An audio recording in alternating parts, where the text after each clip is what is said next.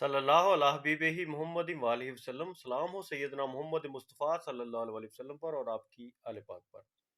Viewers, ایک short video میں ایک ریکمنڈیشن پر تبصرہ کر رہا ہوں۔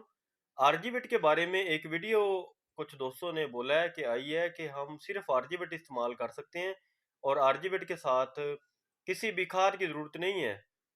آر جی بٹ ایک نامیاتی مادہ ہے 70%۔ اس کو آپ زمین کی اصلاح کے لیے استعمال کر سکتے ہیں۔